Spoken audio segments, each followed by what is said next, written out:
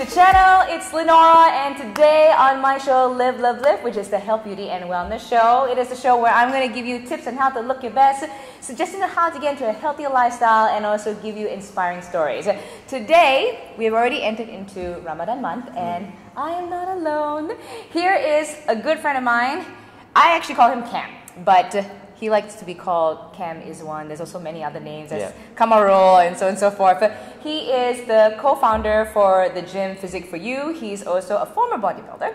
He is also the #1 Asian powerlift champion. Can I say that? Yep. And he's also an entrepreneur and a fat loss expert. Go on, flex the bicep, man. No, it's shrink. Fasting man, it's fasting man.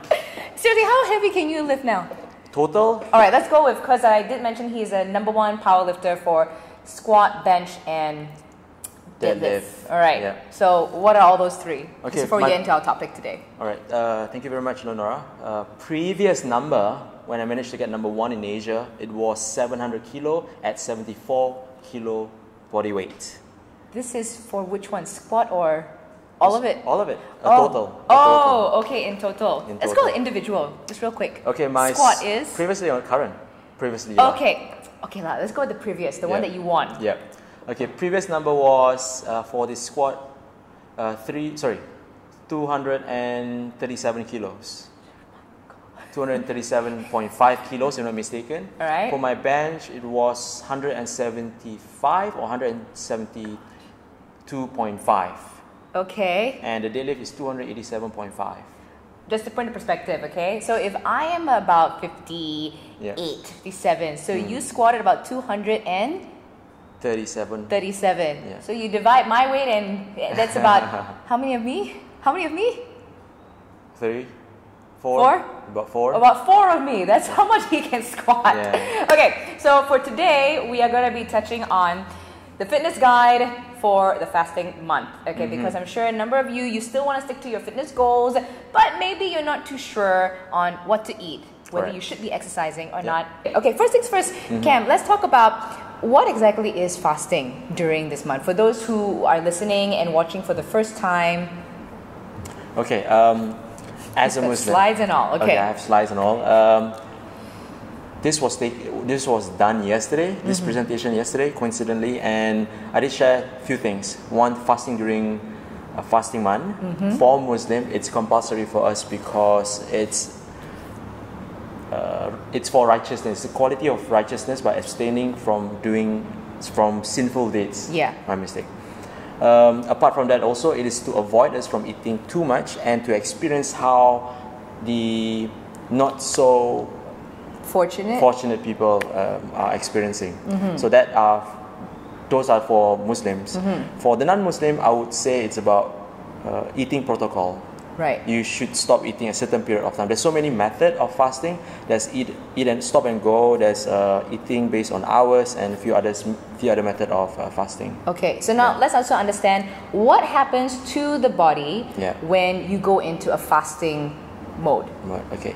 For a general point of view... Yeah, let's go general point of view first. General point of view will be starving ourselves. We'll be breaking down our muscles.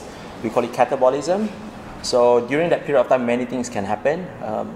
A few people would say you will lose muscle and you're going to shrink, you're going to lose a lot of weight. At the same time, you're going to increase your cortisol and you're going to get fat. Not fat as in heavy fat, but because of stress fat. Another point of view is because it helps in terms of health.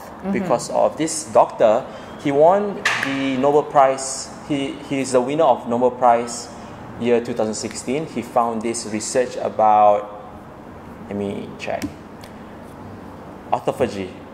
Autophagy. That's new for me. Okay. So basically, autophagy is whereby if you're fasting, your cell will be catabolism, your cell will die. And due to that, another cell will regenerate a new, healthier cell when you're fasting.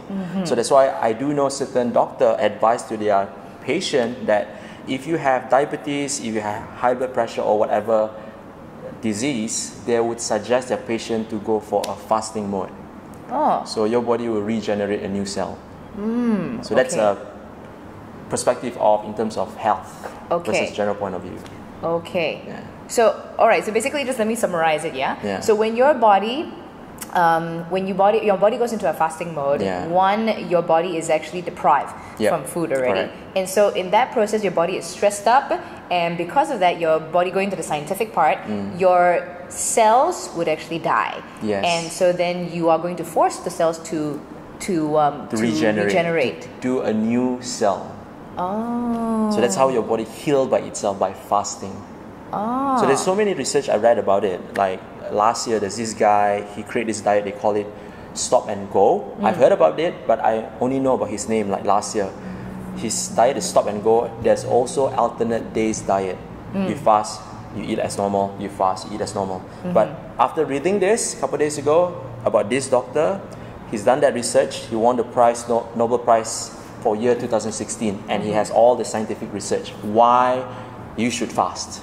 Okay. For that purpose. Emphasis on fast and starving are two completely different things. Exactly. Okay, fasting, you are actually still putting in fuel into your body. Correct. So okay, earlier we already spoke about what exactly is fasting. Yep. And now fasting, if you think about it, is almost kind of similar to intermittent fasting, which a lot of people have been trying and been talking about. So maybe just for people to understand, IF, intermittent fasting, and also fasting during the fasting month. Right. Yeah. Okay, the term intermittent fasting is you're going to fast probably every alternate days or based on hours. It is similar as fasting, because when we mention about fasting, it sounds very religious. For the Buddhists, they do fast. For the Hindu, they do fast. Even for the Muslim, when you mention to someone I'm fasting, people will say, are you fasting because of for what purpose? Yeah. But when you say intermittent fasting, usually it's about dieting. I'm going to discuss a bit about dieting with intermittent fasting, but the similarity, it's actually the same. It's only based on the hours. For the Muslim, we fast based on the sun, which means we have to stop eating during subuh, that's early in the morning, and we start eating by Maghrib, or when the sun goes down. So that is for the Muslim. For intermittent fasting, you will choose based on the hour, based on your preference. You could be 12 hours fasting, or 16 hours, or even 18 hours. So similarity is there. It's almost the same. It's only that when we say about fasting, religion. Okay. Intermittent fasting, dieting. Now coming to the diet part, this is where I want to ask, how can IF, or aka fasting month, can be used as a tool to help your nutrition and diet plan? Yeah. How would you say that people can actually use this to their advantage? Okay. Many of us, our friend, our neighbors, our cousin and auntie. Us included, okay? Yeah. Us included. So when we mention that dieting, many of them dislike that word because you need to be disciplined, you need to feel hungry, or you starve yourself. It's hard to do it because your environment, because of your friend, because your community, your socialize, your work. So it is so hard for a person to follow a diet plan. However, during fasting month, for the Muslim, everyone have to do the same thing. Even though if you feel hungry, no matter what, you still have to fast. So you create a discipline over there. And on top of that is for 30 days, it will create a habit. You have discipline and you have habit. And it is said that if you do anything for about 26 or even 30 days, it will become a lifestyle habit for you. Correct. On top of that also, all of you, let me rephrase that, all of us will sit down together and eat together. You won't feel that you're antisocial or you're outskirt. Yeah, because most of the time, people like myself and yourself, I'm sure we've gone through it, where when we're in a phase of controlling our food intake, we're being very strict, and then we go out with friends, it's like, okay, let's have cake, or let's have a big mountain of rice, and we can't, we're cutting now. Yeah, we can have that. Yeah, but in this sense, it's different because by the time you book a puasa, that's when everybody is together and you're actually enjoying the food with your friends. Correct. So you're not being antisocial or anything like that. Agree. Right? So to summarize regarding about intermittent fasting or fasting, it actually changed your eating pattern. Fasting also creates a habit for you to be disciplined with whatever diet you want to choose or follow.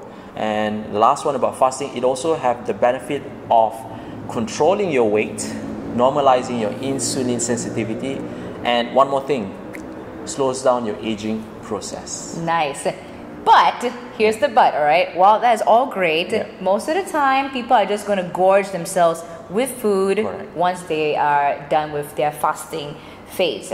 Once you are gonna buka puasa lah, say on a day-to-day basis, okay, for the next 30 days, what kind of foods would be the best to intake to refuel you? Because people think like, all right, I have not eaten from sun up until sundown, I'm starving, I can eat whatever I want. Right. Is that true? Is that possible? Or would you debate on that? I'll debate on that. Okay.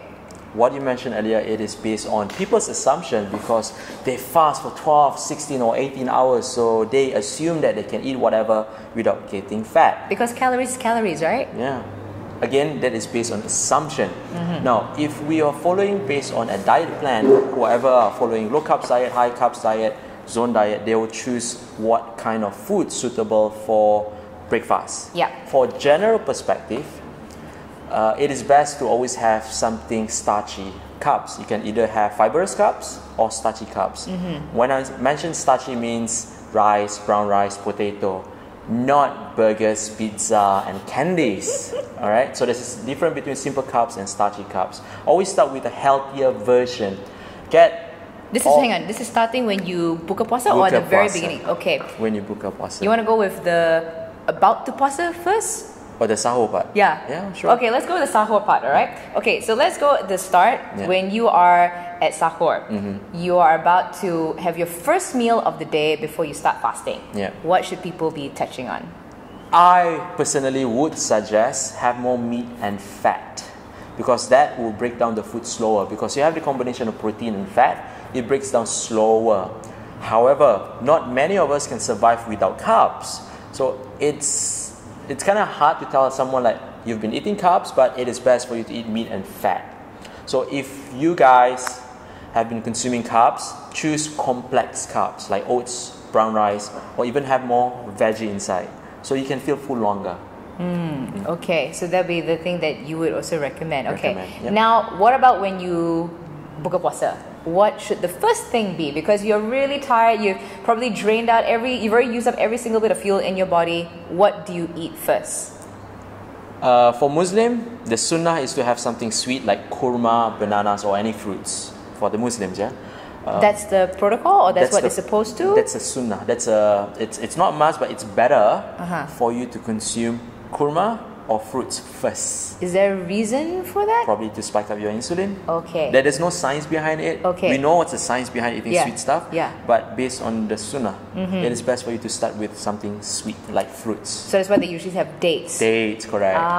Okay. That's the reason why. It's because it's stated in the Quran. They mentioned that it's better for you to have fruits or dates. Okay. For general perspective, general point of view, also my advice is to have complex carbs, starchy carbs, and also fibrous carbs.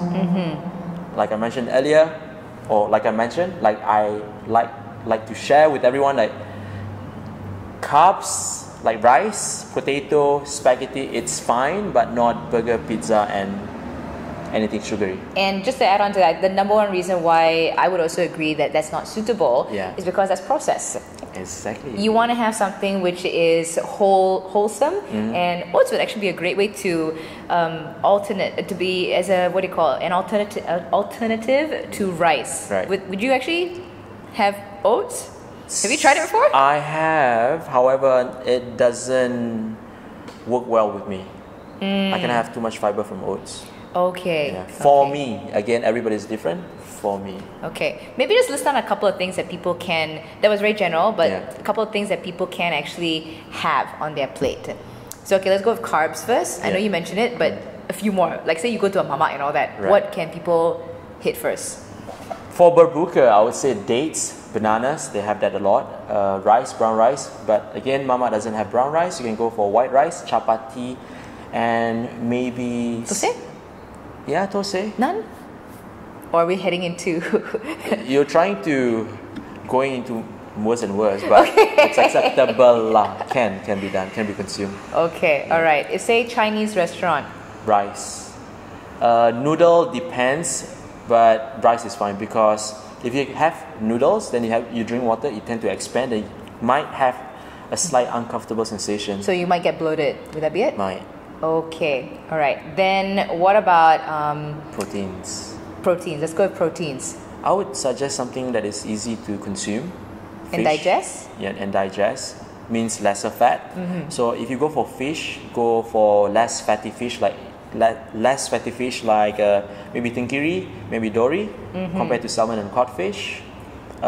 Meats like chicken breast for sure. What about the rendangs? I'm sure people are going to ask like the rendangs. They're going to poop. They're going to straight away go to the toilet and poop. Why is that? I really can't explain. Is it because of the oil? Could be. Could be. Okay. Just oversharing. Some people like if they eat KFC, immediately they would just run to the toilet. It's a day to hit to the toilet. Agree. Even though it tastes really good.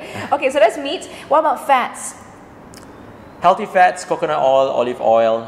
Not everyone can consume nuts. I do know people can still have nuts. I personally can't have nuts if I'm fasting because I would feel very uncomfortable internally. Oh, yeah, okay. That's for me again. Okay, cool. For those who are the gym junkies like myself, or those who've just started going to the gym or doing any kind of exercise, they would then have this concept in their head, like, oh, when this happens, I won't be able to eat. My metabolic system is going to go down.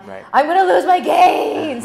So, okay, how can we keep the gains during? How can those who are fasting keep the gains during this period? It's kind of hard or almost impossible to keep the gains. Chances are you're going to lose your muscle because when you fast, our body is always in a stage where it balances itself, catabolism and anabolism. So when you stop eating, it will be under catabolism. Your body just eat its own cell, like I mentioned earlier. Your muscle also be catabolized. However, what you can do is to consume supplement that help to sustain, not all the muscle, but the muscle. For example, glutamine and also BCAA. Phone's on silent! Going back to what we're saying. Okay, catabolism. Our body tends to balance itself, which is anabolism and catabolism. So during fasting month, we are always at a state of catabolism because we're not eating, we're moving around, probably we're not having enough sleep, so our muscle dies off or catabolize. So apart from, let me rephrase that, to manage too much muscle catabolism, what you can consume is supplement like BCAA and also glutamine. It helps to sustain your muscle. Not all of it, but it helps to sustain your muscles. Okay, and when should we actually be taking the BCAA and the glutamine? Glutamine, yeah. Sahur and also breakfast. And how much should you be consuming? Oh, it depends on your weight. However, I can just share a few.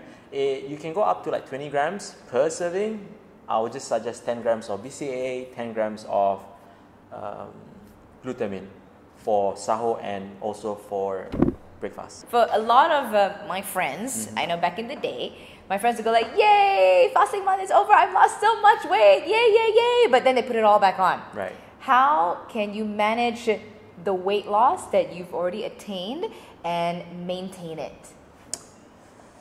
My advice, since fasting month helps to create a habit for you and also discipline, before the fasting month ends, make sure you have a goal. You have a goal to achieve instead of, oh, you know what, fasting month ends, we're going to start eating because we have nothing to lose. We already accomplished whatever we need to do, which is one of the Rukun Islam, is to fast during fasting month.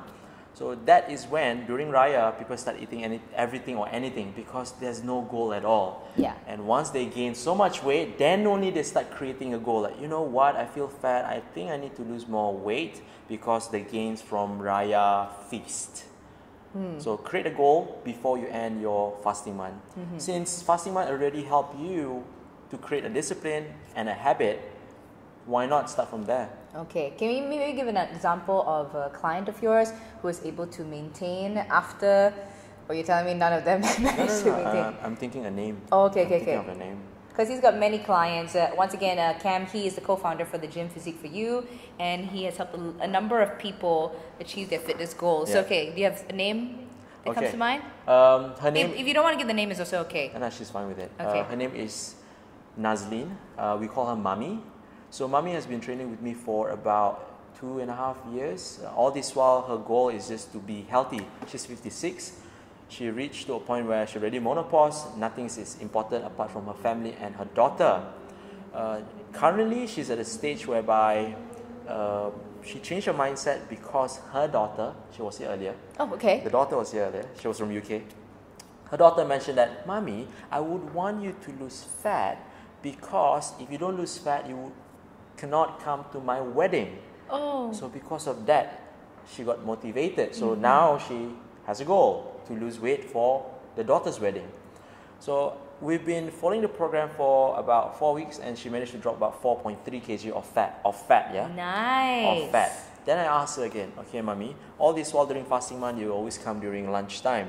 And how about this year? Do you still want to come during lunchtime? She said yes, as normal. And this time, she want to maintain with her goal, because she see a good result during normal time. And what if she keep following during fasting month? She's going to see a better result. That itself promote her or even encourage her to keep going with her fat loss goal. So again, like I mentioned, if you're already doing something, you have a goal, and you're doing it during fasting month, keep doing. Maybe you can have a meal or two during Raya. It's not wrong. It's festive season. You can eat during festive season. But after that, get back into it. Nice. Okay. Is there a way that they can control the spike of insulin? Because there's so many Kueh Raya. Right. Yeah. What would your advice be for those who want to control their insulin levels? My advice, if it's holiday, if it's festive season, enjoy. A day or two. After that, get back into it. Because you do not want to lose the opportunity of, like, it's Raya, let's have rendang, let's have ketupat, but you're dieting. Come on, just enjoy a bit, then get back into your goal. Now the next question is, how can people still exercise during the fasting month? What can they do? When's the best time? For general people, whatever exercise that you can or you're comfortable with, stick with it. For competitive athlete, as for me last year, I taper down on all my intensity. Taper down means I reduce the intensity, because during fasting month, you fast about 12 to 16 hours, you won't be able to perform, so do not stress. Take fasting month as tapering down, reduce the intensity. However, you are still working out to sustain your performance, but you won't be able to perform as what you want. At peak level. At peak level. So utilize that moment during fasting month to taper down. For general wise, whatever exercise that you enjoy, do not force yourself. Whatever you enjoy, do it. Okay, and when's the best time to work out? My advice, before breakfast, because if you try to work out after breakfast, imagine this, you had 300 grams of rice, 500 grams or 350 grams of chicken. I believe you need at least 2 hours of resting to digest it, then only you can go work out. By the end of the day, after eating, consuming, resting, and working out, you reach back home by 12. Right, so best to just do it before breaking fast. Yeah. Right, and that's also the best time, because that's when your body is going to absorb all the glucose anyway. Yes. Cool. All right, so there you go. Oh, before that, what kind of exercise? I know you already said just stick to whatever, but say a beginner. Right. They're thinking, okay, this is a great time for me to get a new discipline and have a goal. Now they're just starting out. What would a good exercise regime be? For cardiovascular, again, choose what you like. My advice would be either just go on a treadmill, walking, or cycling. For those who want to experience the benefit during fasting month, is to do interval training and also high intensity training. It's kind of hard, it's almost impossible to perform well, but it is much more beneficial if you do interval training and also high intensity training. Would you recommend any resistance training during that period for a beginner? Yes, but depending on their capability. Okay, Yeah. all right. But for those who are just starting out, I mean, you already know what to do. Resistance training would actually be beneficial, or cardio? Beneficial. Resistance training would be beneficial. More beneficial than the cardio? Yes. Okay, all right, cool. Now, I already mentioned that he's got tons of clients, and I'm sure you want to know where you can find this big man over here. Yep. So where can people find you, Kam? Okay, my social media for my Instagram would be Kam Izzwan. My YouTube channel is kamizzwan.com. I'm very active in my Instagram and also my YouTube. On a weekly basis, I'll upload a lot of video about my clients, and also a very simple exercise you can implement to yourself for those who works out at home. All right, and do you have any more talks that's coming up so people can go over and listen to you? For next month, I might be organizing at my studio about the basic understanding on nutrition, because most people can work out but they fail at their nutrition. So if you have any inquiries, you can just go into my Instagram and DM me. Nak tahu. Wait, do you have a website? No, I don't have a website. Bro! Don't have a website. Okay, fine. Just go to his Instagram. That's where you can find everything that you need to know about Kam the man here. And I'll be joining back again with you next week. Same time, same place on AFO Radio for the show Live, Love, Live. Thanks so much for listening, guys. Bye! Thanks. Thank you very much.